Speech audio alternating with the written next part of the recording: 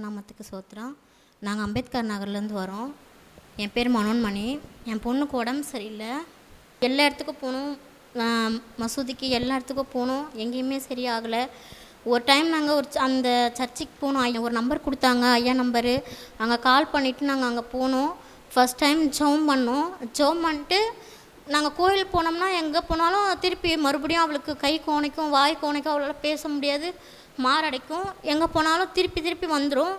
ஆனால் ஐயா அந்த சர்ச்சுக்கு போயிட்டு ஃபஸ்ட் டைம் நாங்கள் ஜெபம் பண்ணிவிட்டு வரும்போது எங்களுக்கு இங்கே போகணும் அங்கே போகணுன்னு எங்களுக்கு தோணவே இல்லை. இங்கே மட்டும்தான் வரணும்னு தோணுச்சு. அது மாத்திரம் இல்லை, எங்களுக்கு யாருமே எதுக்கு உதவி செய்யலை, ஹெல்ப் பண்ணல. எங்களை எல்லாருமே கேவலமாக தான் பார்த்தாங்க. நாங்கள் யாருன்னா பேசலைன்னா கஷ்டப்படுவோம். ஏன் பேச மாட்டுறாங்க, ஏன் இப்படி பண்ணுறாங்க, நம்மளை பார்த்தா ஏன் இப்படி இருக்காங்க, நாங்கள் கவலைப்படுவோம். அப்படி படும்போது நாங்கள் தினைக்கும் கவலையாக தான் இருப்போம். நாங்கள் வேலைக்கு எங்கள் வீட்டுக்கார் வேலைக்கு போவார். சாப்பிட்றதுக்கே ரொம்ப கஷ்டமாக இருக்கும் 3 பிள்ளைங்கள வச்சுக்கிட்டு. ஒருத்தவங்க வீட்டில் போய் இருந்தோம். என் பிள்ளைக்கு உடம்பு சரியில்லை, வீட்லேயும் பிரச்சனையாக இருக்குன்னு. அங்கே நாங்கள் சர்ச்சுக்கு ஃபஸ்ட் டைம் போயிட்டு வரும்போது அவங்க சொன்னாங்க, நீங்கள் நான் சர்ச்சுக்கெலாம் தேடி போகிற அந்த ஐயா கிட்ட அங்கேயே போயிடு அப்படி சொல்லி அவங்க வீட்டில் இருக்கிறதுனால எங்களை கேவலமாக பேசினாங்க. வீட்டுக்கு வந்த உடனே அவங்களுக்கும் எனக்கும் சண்டைலாம் இல்லை. நாங்கள் சர்ச்சுக்கு போயிட்டு ஃபஸ்ட் டைம் அந்த சர்ச்சுக்கு போய்ட்டு ஜெபம் பண்ணிவிட்டு ஐயா கிட்ட வரும்போது அவங்க வீட்டுக்குள்ளே நுழையும் போது அவங்க வெளியே வரும்போது சர்ச்சுலேருந்து வெளியே வரும்போதே ஒரு மாதிரி பேசினாங்க. ஏன்னா ஜெபம் பண்ண போறியா, நான் சர்ச்சுக்கு போறியா, அப்படியே போயிடு, அப்படியே கை தட்டிக்கிட்டு அப்படியே போயிடுன்னு சொல்லி ஒரு மாதிரி இதுவாக பேசினாங்க. எனக்கு அப்போவே மனசு இல்லை அவங்க வீட்டுக்கு போக. இருந்தாலும் போக இடம் இல்லாதனால நான் அங்கே போன கையோடவே அவங்களுக்கும் எனக்கு சண்டை வந்துச்சு. ஒரு செகண்ட் கூட நான் அவங்க வீட்டில் இல்லை. நான் ரிட்டன் அந்த மாதிரி பேசுகிற இடத்துல நம்ம இருக்கக்கூடாது, நம்ம பிள்ளை தான் நம்மளுக்கு முக்கியம்னு சொல்லி நான் என் தங்கச்சி வீட்டுக்கு வந்துட்டேன். வந்த நாள்லேருந்து நான் இந்த சர்ச்சுக்கு வரேன். எதுவுமே என் பாப்பாவுக்கு ஒரு கோயிலுக்கு போனால் அந்த நைட்டு வந்தோன்னா வாயெல்லாம் கோணைக்கும், அவளால் பேச முடியாது, எதுவுமே சொல்ல முடியாது. ஆனால் அந்த சர்ச்சுக்கு போயிட்டு வந்ததுலேருந்து என் பாப்பாவுக்கு அந்த ப்ராப்ளமே இல்லை. சுத்த நாமத்துக்கு ஸ்தோத்திரம். என்னுடைய பெயர் ஹெலன் ராணி. விநாயகபுரத்துலேருந்து வரேன். கர்த்தரையும் இந்த நாளில் சாட்சியாக நிறுத்தினதுக்காக நான் நன்றி செலுத்துகிறேன். கர்த்தர் செய்த நன்மைகளை நினைத்து கொடி நன்றிகளை ஏறெடுக்கிறேன். கடந்த வாரத்தில் நான் வேலைக்கு போயிட்டுருக்கிற இடத்துல சேல்ஸ் ரொம்ப டல்லாகிட்டு போச்சு. ஏன்னா அந்த இடத்துல வாக்கிங் கிடையாது. அவங்க 1 வருஷமாகவே நஷ்டத்தில் தான் அந்த கடை ஓடிட்டு இருந்திருக்குது.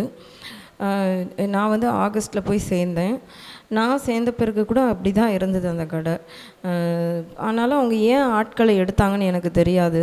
அவங்க சொன்னாங்க, இல்லை இம்ப்ரூவ் ஆகிடும்ன்ற அந்த நம்பிக்கையோடு தான் நாங்கள் இந்த கடையை வச்சுருக்கோம், அதனால தான் நாங்கள் ஆட்கள் எடுத்துன்னு இருக்கிறோன்னு சொன்னாங்க. சரி, ஆனால் நான் தினமும் போயிட்டு வரும்பொழுது ஆண்டவர் சமூகத்தில் ஜெபிப்பேன். ஏசப்பா, உம்முடைய பிள்ளைகள் இருக்கிற இடத்துல ஆசீர்வாதம் தானே இருக்கும். நான் உம்முடைய மகள் அல்லவா, அந்த இடத்துல போய் அவங்களுக்கு தடைப்பட்டிருக்கிற அந்த ஆசீர்வாதம் வரணும் ஆண்டவரே. நான் போய் வேலைக்கு சேர்ந்து அவங்களுக்கு இன்னும் நஷ்டம் ஆச்சுன்ற வார்த்தை அவங்க வாய்க்குள்ளே வரக்கூடாதுப்பா அப்படின்னு தினமும் ஜெபிச்சுட்டு தான் போவேன். வீட்டுக்கு வந்தும் ஜெபிப்பேன். இங்கேயும் நம்ம சபையிலையும் நான் ஜெபக்குறிப்பு எழுதி கொடுத்துருந்தேன். அப்போது அவங்களுக்கு 2 வருஷமாக தடைப்பட்டிருந்த ஒரு பிஸ்னஸ், அதாவது அண்ணா நகரில் அவங்க ஒரு கடையில் ஒரு சூப்பர் மார்க்கெட்டில் கேட்டிருந்துருக்குறாங்க, எங்களுக்கு இங்கே ஒரு இடத்துல இந்த இடத்துல இடம் வேணும்னு சொல்லிட்டு. 2 வருஷமாக அவங்க போய் கேட்டு ஒன்றுமே நடக்கலை.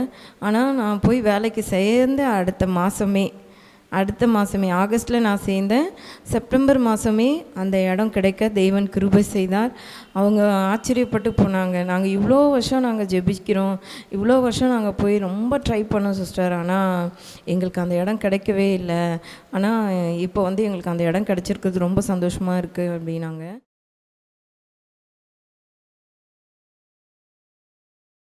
வாசிக்கலாம். சங்கீதம் 62வது சங்கீதம் 11வது வசனம். தேவன் ஒரு தரம் விளம்பினார், 2 தரம் கேட்டிருக்கிறேன். வல்லமை தேவனுடையது என்பதே. வல்லமை யாருடையது? தேவனுடையது. சங்கீதம் 86:16 வாசிக்கும் போது, என்மேல் நோக்கமாகி எனக்கு இறங்கும் உமது வல்லமையும் உமது அடியானுக்கு அருளி உமது அடியானின் குமாரனை ரட்சி. போதும். தேவனுடைய நாமம் மகிமையுண்டாகட்டும். உமது வல்லமை உமது அடியானுக்கு அருளி. 1 நாளாகவும் 16:11 படிங்க. கர்த்தரையும் அவர் வல்லமையும் நாடுங்கள். கர்த்தரையும் அவருடைய வல்லமையும் நாடுங்கள். தேவனுடைய பிள்ளைகளே, கர்த்தரையும் அவர் வல்லமை என்ன பண்ணுங்க? நாட வேண்டும். ஆமென். அப்போ இந்த நாளிலே தேவ சமூகத்தில் வந்திருக்க தேவனுடைய பிள்ளைகளே, கர்த்தரையும் அவர் வல்லமையும் நாடுங்கள், அவர் சமூகத்தை நித்தமும் தேடுங்கள். அப்போ வல்லமை யாருக்கு தேவன் தருகிறார்? வல்லமை யாருக்கு தேவன் தருகிறார்? வீட்டில் உட்காந்து தூங்குறவங்களுக்கா?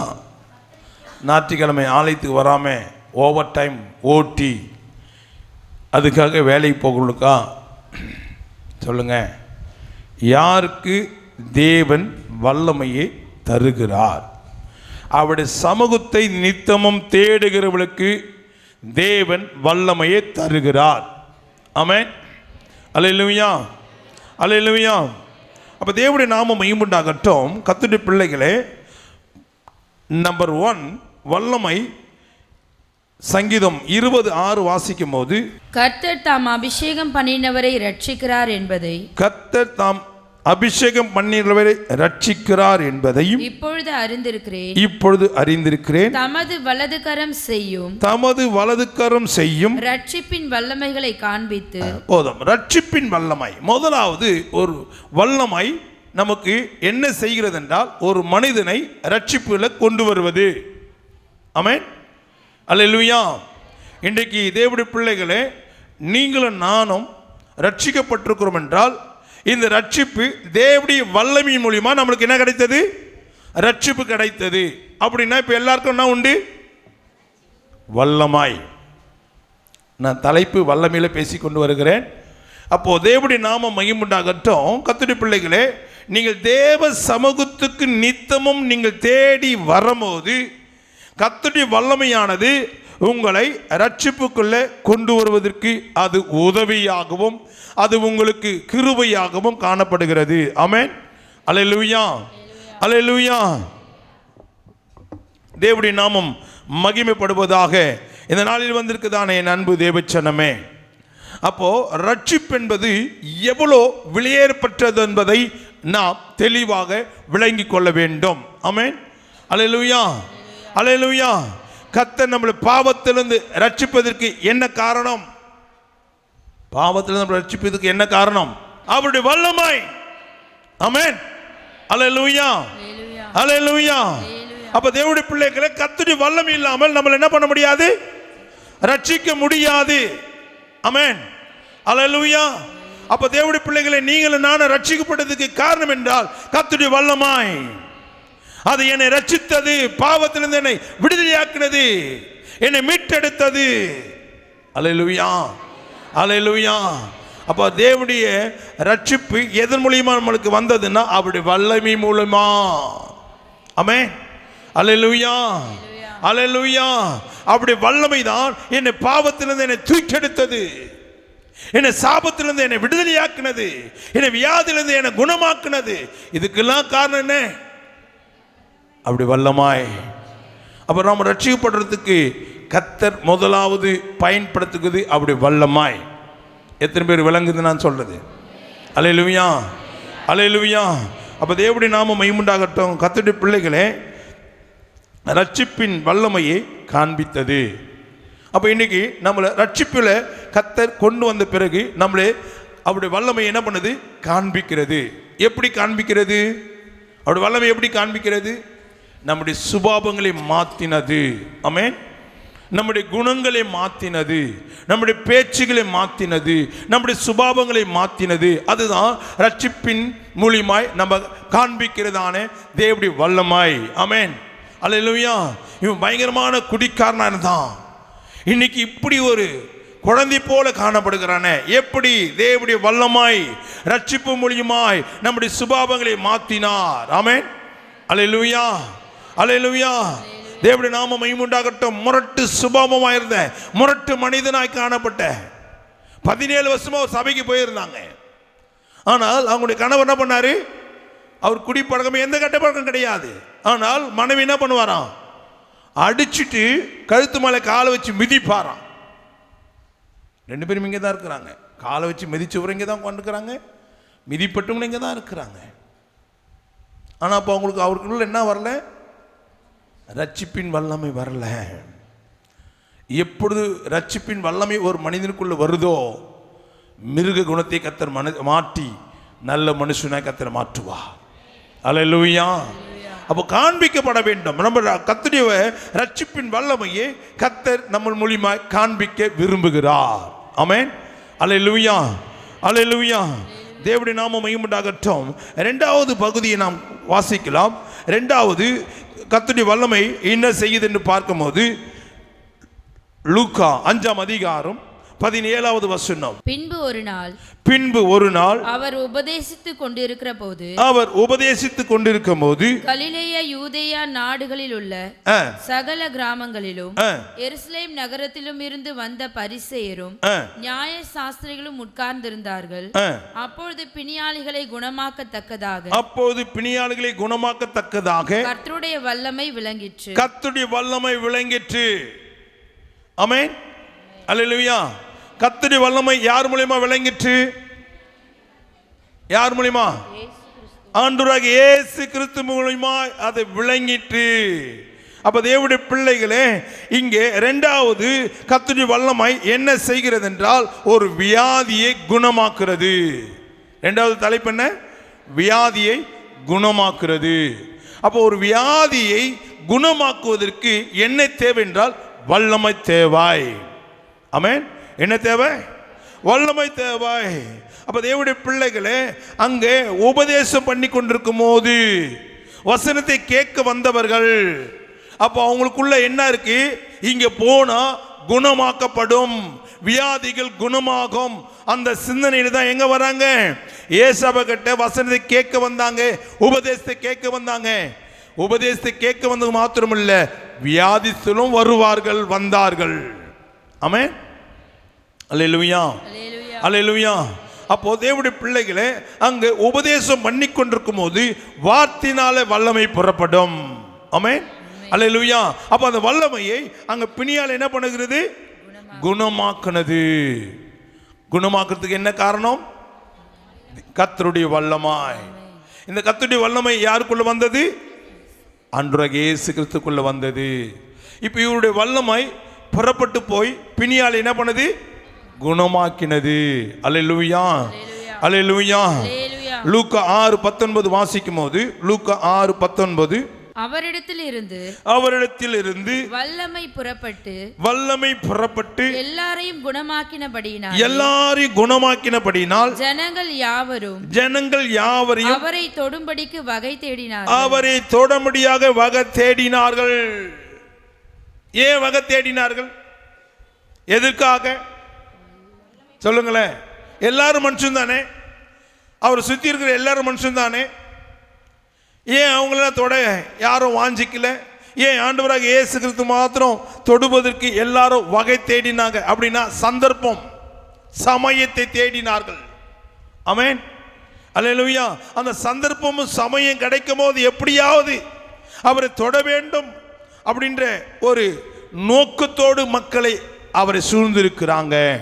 ஏனென்றால் தேவனுடைய பிள்ளைகளே, அவர் பேசும்போதே வல்லமை புறப்பட்டு பிணியாலை குணமாக்குறது என்றால், அப்போ அவர் சரீரத்தை தொட்டா, அப்போ அவர் சரீரத்தில் என்ன இருக்கு? வல்லமை, பவர். ஆமென். அல்லேலூயா. அப்போ தேவனுடைய பிள்ளைகளே, அவரை தொடபடியாக அநேகர் வாஞ்சிக்கிறாங்க, அநேகர் ஆசைப்படுகிறாங்க, விரும்புகிறாங்க. தேவனுடைய நாமம் மகிமையுண்டாகட்டும். இன்றைக்கும் கர்த்தருடைய வல்லமை உங்களுக்குள்ள இருக்கும்படி கர்த்தர் விரும்புகிறார். ஏதோ சபைக்கு வந்தோம் போனோம் அல்ல, உங்களுக்குள்ளும் அந்த வல்லமை புறப்பட்டு வர வேண்டியாக தேவன் விரும்புகிறார். இன்னைக்கு வந்திருக்கிற தேவ பிள்ளைகளே, நீ விசுவாசியா இருந்துட்டு அப்படியே போகக்கூடாது. தேவன் உங்களிலிருந்து அப்படி வல்லமை புறப்பட்டு தேவ நாம மகிமைப்படுவதற்கு தேவன் ஒவ்வொரு நாளும் விரும்புகிறார். ஆனால் நாம் அந்த வல்லமையை பெற்றுக்கொள்வதற்கு நமக்கு பயமும் அச்சமும் காணப்படுகிறது. பரிசுத்தம் நமக்குள்ளே இல்லாமல் போகிறதுனால தான் அந்த வல்லமை நம்மளால் பெற்றுக்கொள்ள முடியவில்லை. ஆமென். கர்த்தருடைய நாமம் மகிமையுண்டாகட்டும். லூக்கா 8:46 வாசிக்கும் போது, அதற்கு இயேசு என்னிலிருந்து வல்லமை புறப்பட்டதை அறிந்திருக்கிறேன். தேவனுடைய நாமம் மகிமையுண்டாகட்டும். என்னிலிருந்து வல்லமை புறப்பட்டதென்றதை அவர் அறிந்திருக்கிறார். ஆமென், அல்லேலூயா. அதனால தானே அந்த பெருமோட ஸ்திரீ இயேசு கிறிஸ்துவை தொட்ட உடனே இயேசு கிறிஸ்து என்ன சொன்னாரு? என்னிலிருந்து வல்லமை புறப்பட்டு போனது. அப்போ அவருடைய வல்லமை அவருக்குள்ள இருக்கிறதும் உணர்கிறார், அவருடைய வல்லமை அவருடைய சரீரத்திலிருந்து வெளியே போகிறதும் அவர் உணர்கிறார். அப்போ தேவனுடைய நாமம் மகிமையுண்டாகட்டும்.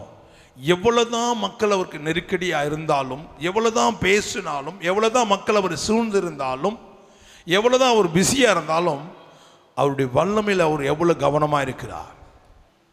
அவருடைய வல்லமையில் எவ்வளோ கவனமாக இருக்கிறார். தேவனுடைய பிள்ளைகளே, அவருடைய வல்லமை என்பது சாதாரணமான காரியம் கிடையாது. இது பூமியில் கிடைக்காத ஒரு காரியம், இது உன்னதத்திலிருந்து பெற்றுக்கொள்ளக்கூடிய காரியம். அந்த வல்லமையை அவர் எவ்வளவு ஜாக்கிரதையாய் வைத்துக் கொள்ளுகிறார், அந்த வல்லமை மேலே எவ்வளவு கவனமாக இருக்கிறார், எவ்வளவு எச்சரிப்போடு இருக்கிறார். சிலர் சொல்லுவாங்க, வந்ததும் கட்ட மாட்டாங்களாம், போனதையும் தேட மாட்டாங்களாம். அதுபோல தேவனுடைய பிள்ளைகளே, கர்த்தர் கொடுத்திருக்கிற வல்லமையை எதுக்கெல்லாம் செலவு செய்யணும், அது எப்படி பத்திரப்படுத்தணும் அப்படின்னு தெரியாதபடிக்கு விளையாட்டாக இருக்கிறாங்க. அதனால தான் தேவனுடைய பிள்ளைகளே, அவங்களுடைய ஆரம்பத்தில் இருந்த அந்த வல்லமை நாள் அடைவில் என்ன ஆகிடும்னா குறைஞ்சிக்கிட்டே இருக்கும். என்ன ஆகிட்டு இருக்கும்?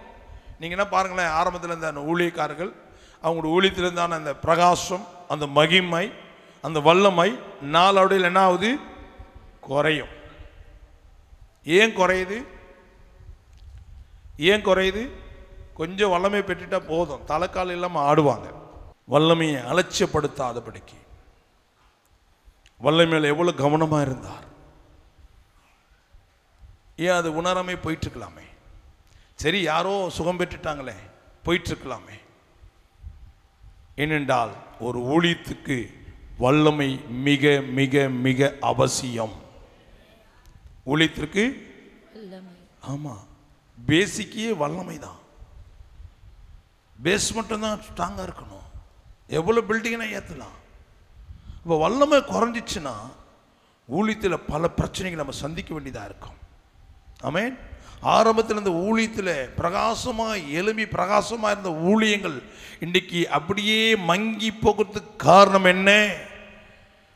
வல்லமை குறைந்து போகும்போது. எப்பொழுது வல்லமை குறையும் என்றால், உலகத்தினுடைய காரியத்தில் ஈடுபடும் போது, உலக ஆசபாசங்களை விரும்பும் போது, தேவனுடைய பிள்ளைகளே, உலக சிநேகத்தை தேடும் போது, பணாசை உள்ள வரும்போது, பெண்ணாசை உள்ள வரும்போது, மண்ணாசை உள்ள வரும்போது, பொருளாசை உள்ள வரும்போது, நமக்குள்ள வல்லமை குறைய ஆரம்பிச்சிடும். ஆமென், அல்லேலூயா, அல்லேலூயா. ஏசப்பக்கிட்ட வல்லமை குறைஞ்சிருந்தா என் நிலைமை என்னன்னு யோசித்து பாருங்க. ஆனால் அந்த வல்லமை அவர் என்ன பண்ணுறாரு? புதுப்பிச்சுட்டே இருக்கிறார், ஃபுல் பண்ணிகிட்டே இருக்கிறார். குறைவில்லாதபடிக்கு என்னிலிருந்து என்ன புறப்பட்டுச்சான்? வல்லமை புறப்பட்டுச்சு.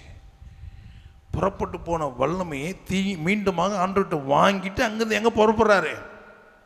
இப்போ அங்கே வல்லமை குறைஞ்சிச்சு, அவர்லேருந்து வல்லமை புறப்பட்டு போயிடுச்சு. முழுசா போல, முழுசா போயிடுச்சா? எல்லா வல்லமையும் போயிடுச்சா? 99 100ல் 1% குறைஞ்சிட்டு இருக்கோம். மீதி 99 அப்படி போயிருக்கலாமே? இல்லை, ஃபுல்லாக இருக்கணும். ஆமென், அல்லேலூயா, அல்லேலூயா. அப்போ தேவனுடைய பிள்ளைகளை அந்த வல்லமை ஃபுல் பண்ணுறதுக்கு தான் அவர் அங்கேயே நிற்கிறார். அதுவரையும் அந்த மகளோடு பேசுகிறார், அந்த ஸ்திரியோடு பேசி கொண்டிருக்கிறார். அங்கே ஃபுல் ஆவண பிறகு தான் அங்கேருந்து புறப்பட்டு எங்கே போகிறாரு? எவிரி வீட்டுக்கு போகிறாரு. நம்ம உள்குள்ளேருந்து வல்லமை குறைஞ்சிதான் குறையலன்றது நமக்குள்ளுக்கிற டெம்பரேச்சர் நமக்கு சொல்லிகிட்டே இருக்கும். ஆமென். நம்ம உணரணும். எப்பொழுது இருக்கிறதே போல உடம்புல 97% சூடு இருக்கும். அது எல்லாருடைய உடம்புல இருக்க தான் செய்யும். இந்த 98.4 ஏறி 99 100 101 அதுக்கு அடுத்தது எங்கே போனோம் சொல்லுங்க? ஹாஸ்பிட்டல் போயிடுவீங்க. ஏன்? உங்களுக்கு ஜுரம்னு முதல்ல யாருக்கு தெரியும்? உங்களுக்கு ஜுரன்றது முதல்ல யாருக்கு தெரியும்? உங்கள் அப்பா அம்மா தெரியுமா, இல்லை உங்கள் வீட்டுக்காரர் தெரியுமா, இல்லை டாக்டர் தெரியுமா? யாருக்கு தெரியும்? ஜுரம் வந்தவங்களுக்கு தான் தெரியும். ஆமென், அல்லேலூயா. ஜுரம் போனதும் யாருக்கு தெரியும்? அவங்களுக்கு தான் தெரியும். அப்போ தேவனுடைய பிள்ளைகளை இங்கே 98.4 மேலே ஏறிட்டவன் நம்ம ஜுரம்னு உணர்வு தெரியுதில்ல, அதே உணர்வு தான் அங்கே அவருடைய வல்லமை குறைஞ்சது அவர் உணர்வு தெரியுது. எத்தனை பேர் உணர்றீங்க? அவருக்கு குறைஞ்சிட்டா அவருக்கு உணர்வு தெரிஞ்சிச்சு. நம்மளுக்கு இங்கே டெம்பரேச்சர் ஏறினா தான் நம்மளுக்கு உணர்வு தெரியும். ஆமென். ஆனால் பாருங்க, அந்த உணர்வுல தான் அவர் அங்கே சொல்கிறாரு, என்னிலேருந்து வல்லமை பரப்பட்டுச்சுன்றாரு. ஆனால் அங்கே இருக்கிற சீசர்னு கேட்டால் அவங்க சொல்கிறாங்க, உங்களை சுற்றி எல்லாம் என்ன பண்ணுறாங்க, ஜனங்க இவ்வளோ திரளான ஜனங்க போது எல்லாரையும் தொடுவாங்க. இப்போ ஏன்னா தொடுறதுக்கு தானே மக்கள் என்ன பண்ணுறாங்க, அவர் வல்லமையை பார்த்து என்ன பண்ணுறாங்களா, அவரை தொடுவதற்கு வகை தேடினாங்க. எல்லாமே தொட்டாங்க, வல்லமை போச்சா? எல்லாருமே தொட்டாங்க. சொல்லுங்களேன், ஒரு அழகான ஒரு குழந்தை நம்ம சர்ச்சில் வந்துச்சுன்னு வச்சுங்களேன், எத்தனை பேர் பார்த்துட்டு கூட்டம் முடிஞ்சோடனே அந்த குழந்தைய போய் தொடுவீங்க, இல்லை கிள்ளி முத்தம் கொடுப்பீங்க, இல்லை தூக்குவீங்க, ஏதாவது பண்ணுவீங்களே. ஒரு டிஃப்ரெண்ட்டாக இருந்தால் அந்த பிள்ளையை என்ன பண்ணுறீங்க? அப்போ இயேசு கிறிஸ்து அங்கே அவரை தொடுவதற்கு எல்லாம் வகை தேடினாங்க. ஆனால் தொட்டவங்கிட்டேருந்து என்ன பண்ணல, ஆண்டவர்கிட்டேருந்து வல்லமை போல. ஏன் போல? தொட்டா போதும். அவர் சதை எப்படி இருக்கும், பஞ்சு போல. அவர் அழகாக இருக்கிறாரு, அப்படி தொடுறது தான், அதனால தான் வல்லமை போல.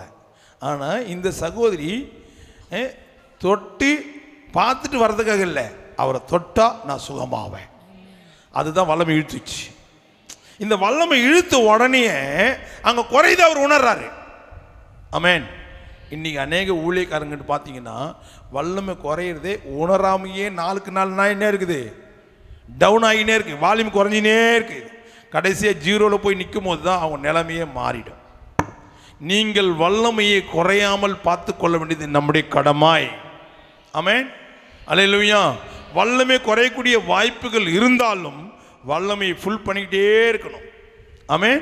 வல்லமை என்ன பண்ணிகிட்டே இருக்கணும், ஃபுல் பண்ணிக்கிட்டே இருக்கணும். அதுக்கு தான் வேத வசனமும் ஜெபமும் தேவ சமூகத்திலே காணப்படுகிறோம், தேவனோடு சஞ்சரிக்கணும். அல்லேலூயா, அல்லேலூயா. தேவனோடு சஞ்சரிக்கிறவன் கர்த்தருக்கு பயந்து இருப்பான், கர்த்தர் பயந்திருக்கிறவன் நீதிமானாய் காணப்படுவான், நீதிமானாய் காணப்படுகிறவன் உத்தமன் என்று பெயர் பெறுவான். அல்லேலூயா. உத்தமன் என்று விளங்குவான். தேவனுடைய நாமம் மையமுண்டாகட்டும். கர்த்தருடைய பிள்ளைகளே, ரொம்ப பேர் வரமாட்டீங்க, சனிக்கிழமைனா ஆயத்த ஜபத்துக்கு வரமாட்டீங்க. இப்போ அது ஆயத்த ஜபமாக வைக்கலாமா இல்லை பைபிள் கிளாஸாக வைக்கலாமான்னு யோசிக்கிறேன். ரொம்ப பேர் வீட்டில் இருக்கிறீங்க, வேலைக்கு போயிட்டு வந்தால் கூட வீட்டுக்கு வந்துடலாம், வந்து பாருங்க. இதை விட அது ரொம்ப டிஃப்ரெண்ட்டான ஒன்று நடத்துறதை நான் விளங்கி கொள்ளுகிறேன், புரிந்து கொள்ளுகிறேன். சிலருக்கு என்ன, வெள்ளிக்கிழமை நைட் ப்ரேயர் முடிச்சுட்டு ஐயா 3 மணிக்கு தான் விட்டார், நாங்கள் 4 மணிக்கு தான் வீட்டில் போய் படுத்தோம். 4 மணிக்கு படுத்தா கூட 8 மணிக்கு இருந்து வேலைக்கு ஓடிட்டோம். திருப்பி அந்த பேலன்ஸ் இருக்கிற அந்த தூக்கத்தை என்ன பண்ணிக்கணும், கொஞ்சம் சீக்கிரமாக படுத்துடணும். அதுக்காக ரொம்ப பேர் என்ன பண்ணல. ஆனாலும் வர்றவங்க வந்துட்டு தான் இருக்கிறாங்க. வாஞ்சை விருப்பம் இருக்கணும். மாம்சத்துக்கும் மனசுக்கும் இடம் கொடுக்கவே கூடாது. விசுவாசி கர்த்தருடைய சமூகத்தில் எப்பொழுதும் நம்ம போவதற்கு ஆயத்தமாக இருக்கணும். நித்தமும் சமூகத்தை என்ன பண்ணு, தேடினா தருவார், கர்த்தருடைய வல்லமையும் உனக்கு தருவார். கர்த்தருடைய சமூகத்தை யார் நித்தமும் தேடுகிறார்களோ அவர்களுக்கு தான் வல்லமை என்பதை இன்றைக்கு நீங்கள் விளங்கி கொள்ளுங்கள். வல்லமை எல்லாருக்கும் அள்ளி கொடுக்குற அவள் கல்லை அல்லது, தேவ சமூகத்துக்கு வந்து கீழ்ப்படிந்து கர்த்தருக்காக வாழுகிறவர்களுக்கு தேவன் வல்லமையை நம்மளுக்கு அருளுவார். அல்லேலூயா, அல்லேலூயா. கர்த்தருடைய நாமம் மகிமைப்படுவதாக. கர்த்தருடைய சமூகத்தில் வந்து தேவனுடைய பிள்ளைகளை வாசிக்கலாம். மத்தேயு 9ஆம் அதிகாரம் 28வது வசனம். அவர் வீட்டிற்கு வந்த பின்பு அந்த குருடர் அவரிடத்தில் வந்தார்கள். இயேசு அவர்களை நோக்கி, இயேசு அவர்களை பார்த்து, இதை செய்ய எனக்கு வல்லமை உண்டு என்று விசுவாசிக்கிறீர்களா என்று கேட்டார். அதற்கு அவர்கள் ஆம் விசுவாசிக்கிறோம் ஆண்டவரே. இவரால பிணியாளியை குணமாக்கினார், பெரும்பாலும் ஸ்திரியை சொஸ்தமாக்கினார். அதுக்கடுத்தது யாரு கூட்டு வராங்க செக் பண்ணுறதுக்கு? விராண்ட குருடனை கொண்டு வராங்க. சரி, இவர் என்ன பண்ணுறான்னு பார்ப்போம். குருடன் என்ன பண்ணுறாரு பார்க்கலாம், பார்வை தர முடியுதான்னு பார்ப்போம். இப்படி சிலர் சொல்லி கொண்டு வந்திருப்பாங்க. நான் யோசிக்கிறேன். ஆனால் தேவனுடைய நாம மகிமையுண்டாகட்டும். ஆண்டவர் சொல்றாரு, இயேசு கிறிஸ்து சொல்றாரு, இது செய்ய எனக்கு வல்லமை உண்டென்று விசுவாசிக்கிறீர்களா? ஆம், நாம் விசுவாசிக்கிறேன். இப்போ தேவனுடைய நாம மகிமையுண்டாகட்டும். கர்த்தருடைய பிள்ளைகளே, அவருடைய கண்ணை அவர் என்ன பண்ணாரு? தொட்டு உங்கள் விசுவாசத்தின்படி உங்களுக்கு ஆக கடைவது என்றார். உடனே அவர்களுடைய கண்கள் திறக்கப்பட்டது. இதுக்கு எவ்வளவு மணி நேரம் ஆயிருக்கும்? இல்லை எத்தனை நிமிஷம் ஆயிருக்கும்? அங்கே கேட்குறாரு, நீ என்னிடத்துல வல்லம் இருக்குதுன்ற நீ விசுவாசிக்கிறான்னு கேட்குறாரு. அங்கே விசுவாசிக்கிறேன்னு சொன்ன உடனே ஆண்டவர் என்ன பண்ணிட்டு அவங்களுக்கு? ஆனால் தேவனுடைய பிள்ளைகளே, அவர் கண்ணை தொடுகிறார். அல்லேலூயா, அல்லேலூயா. கண்களை தொட்ட உடனே உங்கள் விசுவாசத்தின்படி உங்களுக்கு ஆக கடவுள்னு சொன்ன அடுத்த செகண்ட்லி போகும் கண்ணு நாச்சி திறக்கப்பட்டது. உடனே அவர் வார்த்தை உள்ள போன உடனே அவங்க விசுவாசித்தாங்க, கண்ணு திறந்துச்சு, கண் பார்வை கிடைத்தது. அல்லேலூயா. அப்ப இன்னைக்கு நம்ம அநேக கண்கள், மாம்சத்தின் கண்கள் இருந்தும் ஆவின் கண்களை இன்னைக்கு நாம் குருடாய் இருக்கிறோம். ஏனென்றால் இன்னும் நாம் விசுவாசிக்கவில்லை. நாம் விசுவாசித்தால் அவ்விடத்தில் வல்லமை இருக்குது என்று நீங்கள் விசுவாசித்தால் நிச்சயமா உங்களுடைய குருட்டு கண்கள்லாம் கர்த்தர் திறப்பார். ஆமென். அல்லேலூயா, அல்லேலூயா. மூன்றாவது லூக்கா 4:36 வாசிக்கும் போது எல்லாரும் ஆச்சரியப்பட்டு இது என்ன வார்த்தையோ அதிகாரத்தோடும் வல்லமையோடும் அசுத்த ஆவிகளுக்கும் கட்டளையிடுகிறார் அவைகள் புறப்பட்டு போகிறதே என்று ஒருவரோடொருவர் பேசிக்கொண்டார்கள். இப்ப அசுத்தாவி போகிறதுக்கு என்ன காரணம்? வல்லமாய். அல்லேலூயா, அல்லேலூயா. அப்போ ஒரு அசுத்தாவி போகணும்னா ஒரு ஊழியக்காரனா இருக்கட்டும், ஒரு விசுவாசியா இருக்கட்டும், உங்களுக்குள்ள வல்லமை இருக்க வேண்டும். அல்லேலூயா, அல்லேலூயா. அப்ப தேவனுடைய பிள்ளைகளே, அங்க ஒருவரோடு ஒரு பேசி கொண்டிருக்கிறாங்க என்று வேதத்தில் பார்க்கிறோம். எல்லாரும் ஆச்சரியப்பட்டாங்க. இது என்ன வார்த்தை? அதிகாரத்தோடு வல்லமையோடு. அதிகாரம் இருக்கிற இடத்துல வல்லமை இருக்கும், வல்லமை இருக்கிற இடத்துல அதிகாரம் இருக்கும். அல்லேலூயா, அல்லேலூயா. பிதாவாகிய தேவன் அவருடைய சொந்த குமாரனாகிய இயேசு கிறிஸ்துவுக்கு வல்லமையும் அதிகாரத்தை கொடுத்தார். தேவனுடைய பிள்ளைகளே, அவருடைய பிள்ளைகளாய் காணப்படுகிற நீங்களும் நானும் நமக்கு அவர் வல்லமையும் அதிகாரத்தை கொடுக்க அவர் உண்மை உள்ளவராயிருக்கிறார். ஆமென். அல்லேலூயா, அல்லேலூயா. அப்ப தேவனுடைய பிள்ளைகளே, இந்த வல்லமை எதற்கு?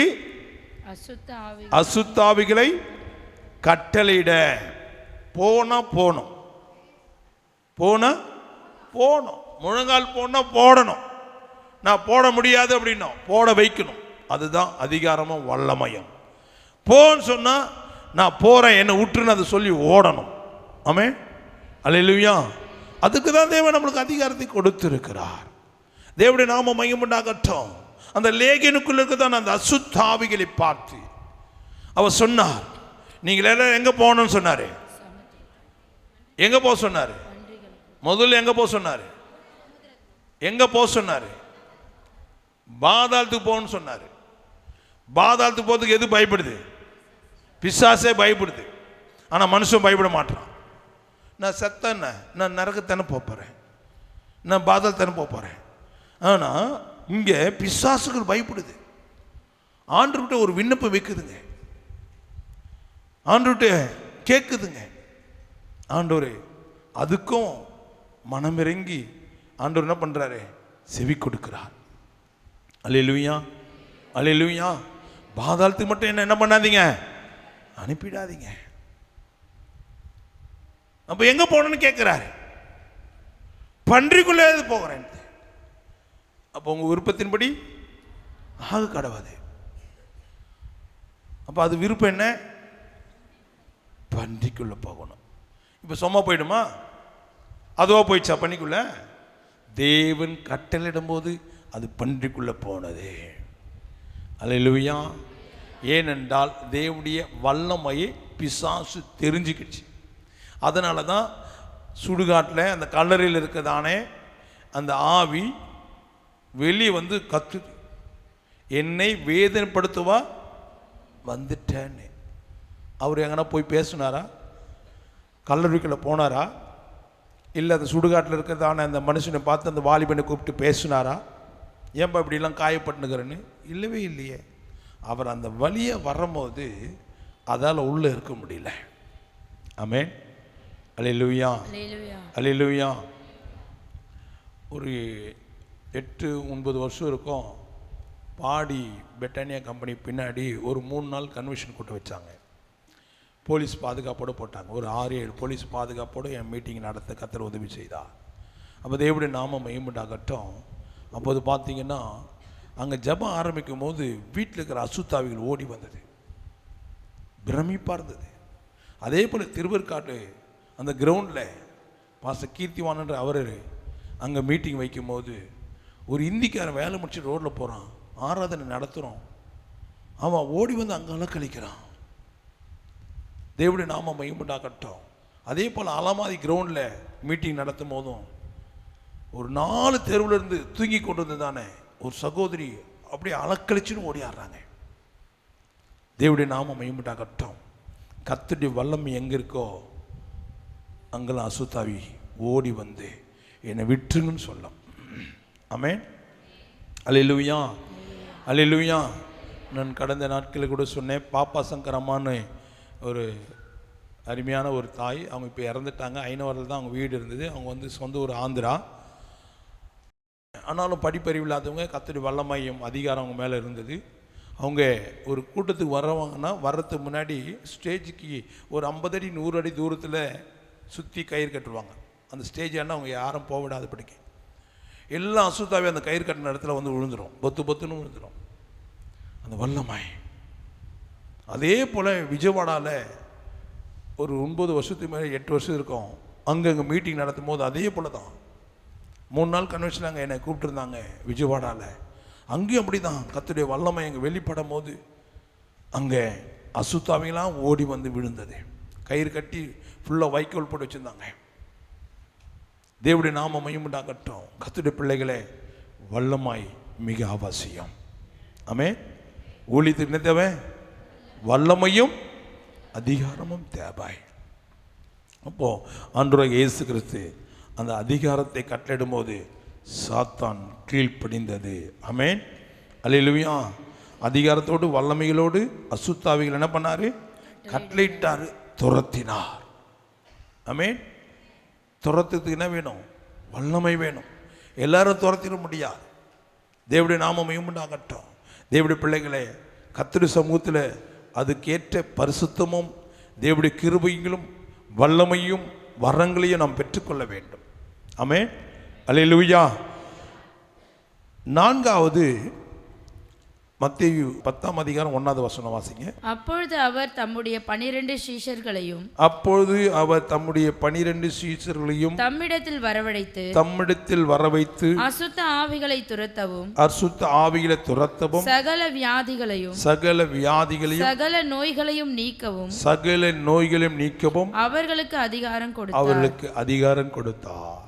அப்போ தேவனுடைய பிள்ளைகளே, அங்கே சீஷர்களை அழைத்து அந்த வல்லமையும் அதிகாரத்தையும் தன்னோடு இருந்து அப்படியே போயிடக்கூடாது என்று ஆண்டவருடைய நினைவு எல்லாருக்குமே பெற்றுக்கொள்ள வேண்டும் என்று சொல்லி சீஷர்களை 12 சீஷர்களை அவர்களை அழைத்து அசுத்தாவிகளை துரத்தவும் சகலவிதமான வியாதிகளும் நோய்களையும் நீக்கவும் அவளுக்கு அதிகாரத்தை கொடுத்தார்.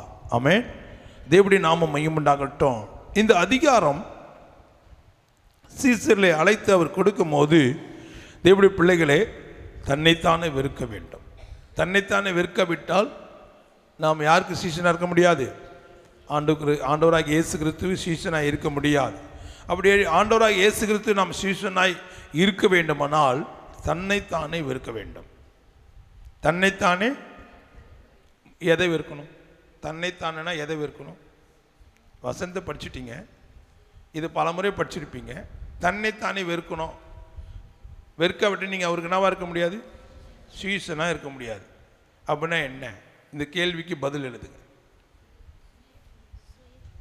சரி, பதில் எழுதுனா பரவாயில்ல, பதிலாக சொல்லுங்க.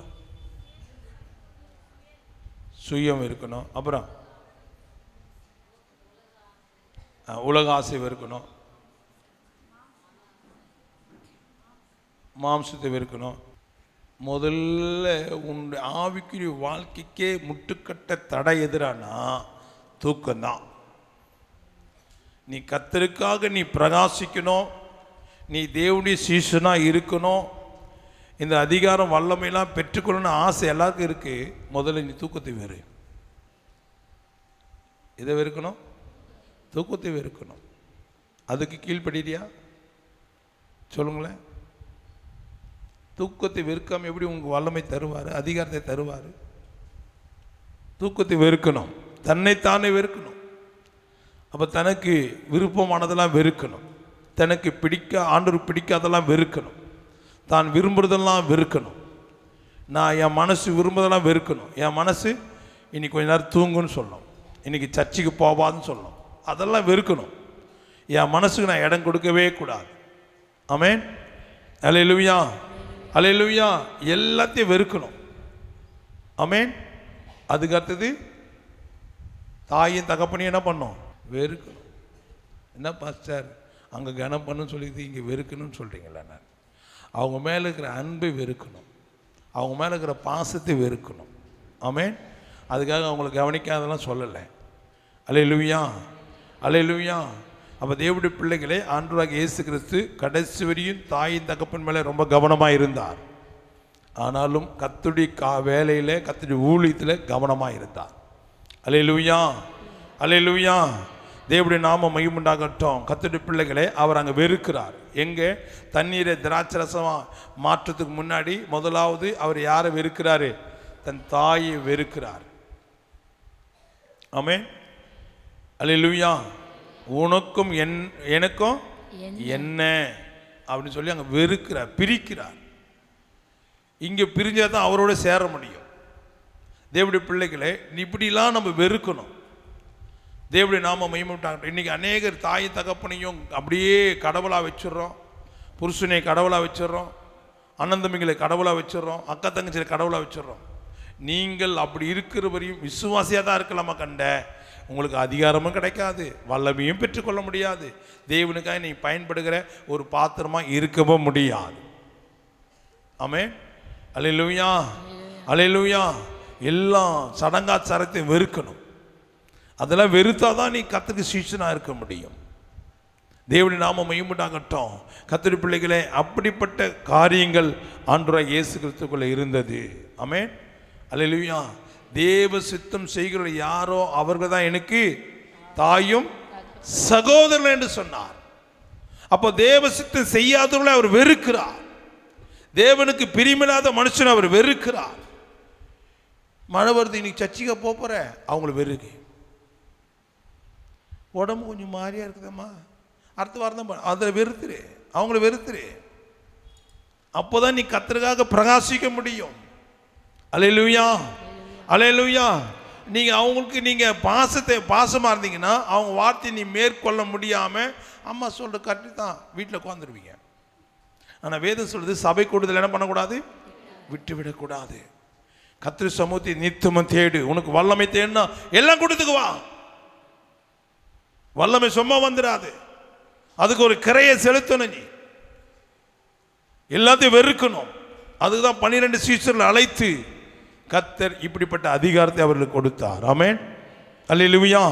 மார்க் 6:7 வாசிக்கும் போது, அவர் 12 அழைத்து அசுத்த ஆவிகளை துரத்த அவர்களுக்கு அதிகாரம் கொடுத்து, அசுத்த ஆவிகளை துரத்த அவர்களுக்கு அதிகாரத்தை கொடுத்து, தேவனுடைய நாமம் மகிமையுண்டாகட்டும். கர்த்தருடைய பிள்ளைகளை அழைக்கிறாரு. அதுக்கு அடுத்தது அவங்களுக்கு என்ன பண்றாரு? அசுத்த ஆவிகளை துரத்துவதற்கு அதிகாரத்தை கொடுக்கிறாரு. அப்போ தேவனுடைய நாமம் மகிமையுண்டாகட்டும். வல்லமை இருக்கிற இடத்துல அதிகாரம் கிரியை செய்யும். ஆமென், அல்லேலூயா, அல்லேலூயா. இப்போ தேவனுடைய நாமம் மகிமையுண்டாகட்டும். காக்கி சட்டை போட்டவங்களா போலீஸ் ஆகிட முடியாது. தேவனுடைய நாமம் மகிமையுண்டாகட்டும். அவங்க எல்லா விதத்திலும் செலக்ட் ஆகணும். எல்லா எக்ஸாம்பிளும் அவங்களுக்கு வைக்கிற ஒவ்வொரு காரியத்திலும் அவங்க என்ன பண்ணணும், செலக்ட் ஆகணும், எல்லாத்துலேயும் தேர்ச்சி பெறணும், எல்லாத்துலேயும் வெற்றி பெறணும். அவங்களை எதிர்பார்க்குற எல்லா காரியமும் அவங்களோட இருக்கணும். அது இருந்தால் அவங்கள அழைப்பாங்க. அவங்கள அழைத்து அவங்களுக்கு ட்ரைனிங் கொடுத்து அதுக்கு அடுத்தது அவங்களுக்கு என்ன கொடுக்குறாங்க, அதிகாரத்தை கொடுக்குறாங்க. ஆமென். அல்லேலூயா, அல்லேலூயா. நம்ம ஒருத்தனை அடித்தா உடனே கேஸு, எங்கே போகிறோம், போலீஸை தேடி போகிறோம். ஆனால் அவன் நம்மளை எதில் அடிக்கிறாங்க, லட்டியில் அடிக்கிறாங்க. யாருன்னா கேஸ் போட முடியுதா சொல்லுங்களேன்? பக்கத்து வீட்டுக்காரன் என்ன ஒரு அடிச்சுட்டா நேராக போலீஸ் ஸ்டேஷன் தான் போகிறோம். ஆனால் போலீஸ்காரர் என்ன பண்ணுறாங்க, லட்டியில் அடிக்கிற, எப்படி எதில் அடிக்கிறானே தெரியாது. யாராவது போலீஸ் மேலே கேஸ் போட்டுக்கிறாங்களா? விட்டா போதுன்னு ஓடி வருகிறோம். காரணம் என்ன, அவங்க கொடுக்கப்பட்ட அதிகாரத்துக்கு நம்ம கீழ்ப்படுகிறோம். அவங்க கொடுக்கப்பட்ட அதிகாரத்துக்கு கீழ்ப்படுகிறோம். அப்போ தேவனுடைய பிள்ளைகளே, ஒவ்வொருத்தருக்கு அழைத்து ஒவ்வொருத்தருக்கு அதிகாரம் கொடுக்கப்படுகிறது. ஒரு கலெக்டர் அழைத்து அவர் ஐஎஸ் எல்லாத்தையும் பாஸ் பண்ணிட்டு முடிச்சிட்டாருன்னா அவருக்கு ஒரு அதிகாரம் கொடுக்கப்படுகிறது. அந்த அதிகாரத்தை அவர் என்ன சொன்னாலும் அந்த மாவட்டம் கீழ்ப்படியணும், அவர் கீழே இருக்கிற ஆட்சியாளர்கள் கீழ்ப்படியணும். அப்போ தேவனுடைய பிள்ளைகளே, அந்த அதிகாரம். அப்போ ஜட்ஜி அழைத்து அவருக்கு அதிகாரம் கொடுக்குறாங்க. அந்த ஜட்ஜி கொடுக்குற தீர்ப்பு, அவனை தூக்கு தண்டனை தான், அது மறுப்பே கிடையாது. ஆமென், அல்லேலூயா. அப்போ அந்த அதிகாரத்தை அழைத்து கொடுக்குறாங்க. இங்கேயும் இயேசு கிறிஸ்து சீசர்களை அழைத்து என்ன பண்றாரு, அசுத்த ஆவிகளை துரத்துவதற்கு அதிகாரத்தை கொடுக்கிறார். இப்போ நம்மளெல்லாம் யார் அழைத்து வந்தது?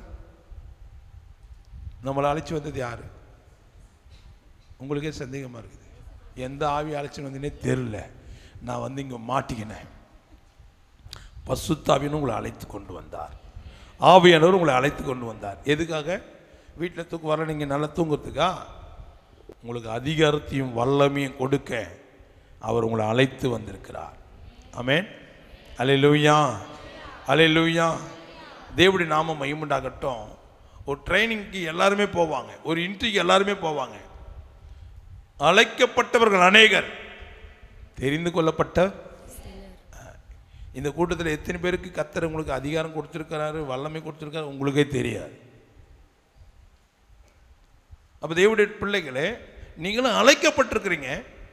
ஆனால் செலக்ட் ஆன பிறகு தான் நீங்கள் தெரிந்து கொள்ளப்பட்டவங்க. ஆமென். அங்கே 12 சீஷர்களை அழைத்து அவங்களுக்கு அசுத்தாவிகளை துரத்துவதற்கு தேவன் என்ன பண்ணாரு, அதிகாரத்தை கொடுத்திருக்கிறாரு. ஆமென், அல்லேலூயா.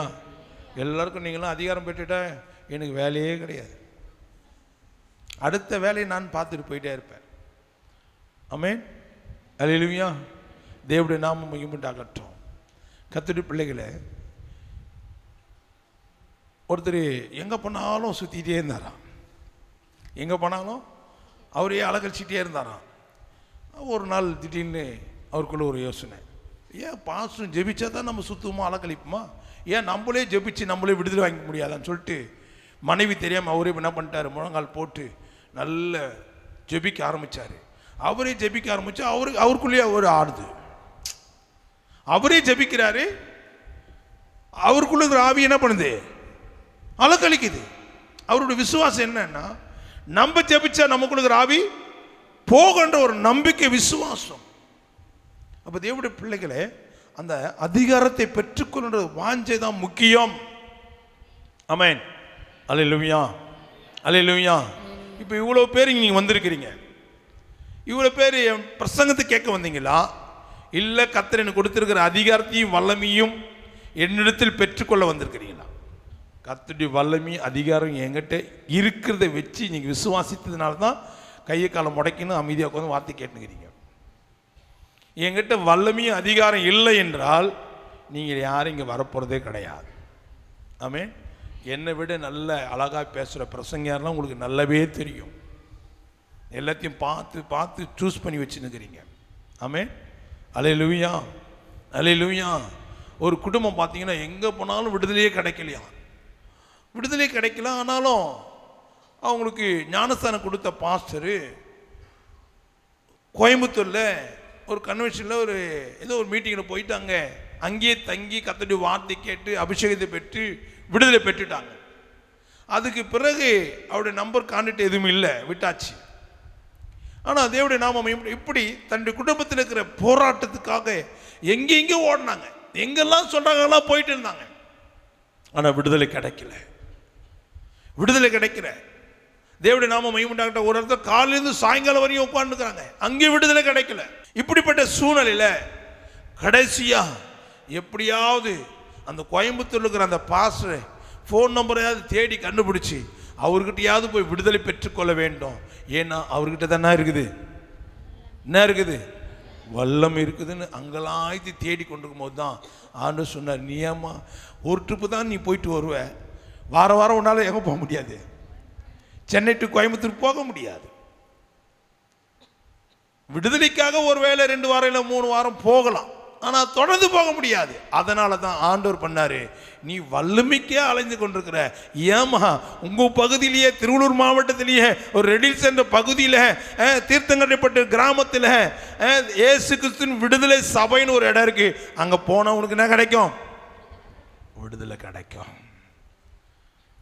வந்தாங்க, கர்த்தர் வல்லமை அதிகாரம், கர்த்தர் அந்த குடும்பத்துக்கு ஒரு விடுதலை கொடுத்து இன்னைக்கு அநேகரை இந்த பக்கம் கொண்டு வந்துட்டே இருக்கிறாங்க. அல்லேலூயா, அல்லேலூயா. அப்போ தேவனுடைய பிள்ளைகளே, வல்லமையும் அதிகாரமும் ஒரு மனிதனுக்கு இருந்தால் அந்த ஊழியம் நாளடைவில் பெருகும். Her address: Jesus Christ Deliverance Church, number 2/101, Tiruvallur Street, Tirthankarayambattu, Red Hills, Chennai 600052. Contact Pastor J. Daniel Jabasilan 9940 487775 and 9941 487775. எங்கள் முகவரி இயேசு கிறிஸ்துவின் விடுதலை சபை, எண் 2/101, திருவள்ளுவர் தெரு, தீர்த்தங்கரையாம்பட்டு, ரெட் ஹில்ஸ், சென்னை 6052. மேலும் தொடர்புக்கு பாஸ்டர் ஜே டேனியல் ஜபசிலன் 9948477775 மற்றும் 9941487775.